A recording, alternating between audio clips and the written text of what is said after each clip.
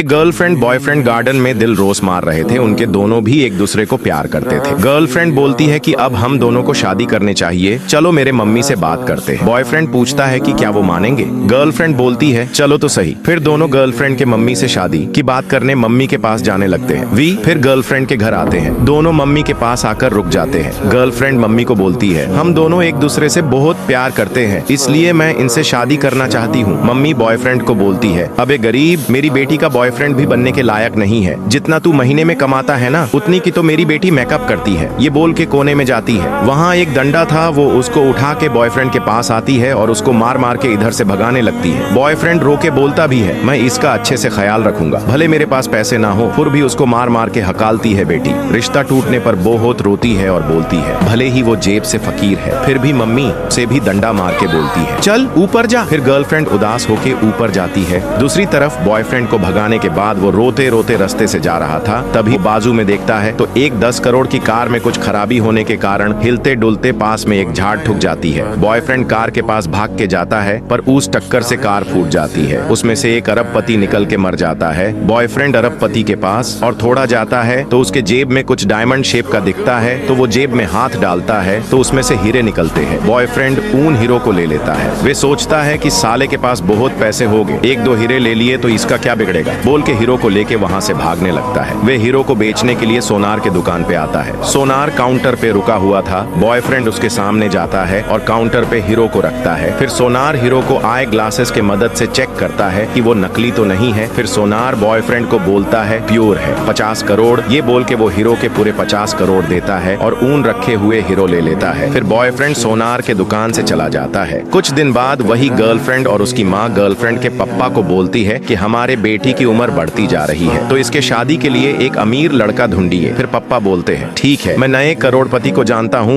वो बहुत अमीर है। ये बोल के घर के बाहर जाते हैं। वे एक करोड़पति के बंगले पे आते हैं। उसके पास 2 लंबरगिनी थे, एक की कीमत 10 करोड़ तो दूसरे की कीमत 5 करोड़। पप्पा डोरबेल बजाते हैं अंदर से, पर वही बॉयफ्रेंड निकलता है जो कि ऊन हीरो को बेच के करोड़पति बन गया था। पप्पा उसको बोलते हैं मैं गरेना इंडस्ट्रीज का मालिक, क्या आप मेरी बेटी से शादी करोगे। फिर बॉयफ्रेंड बोलता है मैं देख के शादी करूंगा। फिर पप्पा बोलते हैं ठीक, आप मेरे घर चलिए। फिर दोनों पप्पा के घर आते हैं और कार को रुकाते हैं। दोनों उतर के घर के अंदर जाते हैं। वहाँ पे गर्लफ्रेंड और मम्मी खड़े थे। पप्पा मम्मी को बोलते हैं हमारे बेटी के शादी के लिए पहले नंबर वाले करोड़पति को लेके आया। मम्मी ये सुन के बोलती है हमें तो मंजूर है, पर बॉयफ्रेंड पहचान जाता है और बोलता है मैं तुम जैसों के बेटी के साथ शादी नहीं करूंगा। तुमको याद है ना तुम, उस दिन मैं शादी के लिए ही आया था, गरीब था इसलिए मुझे मार मार के भगाया गया।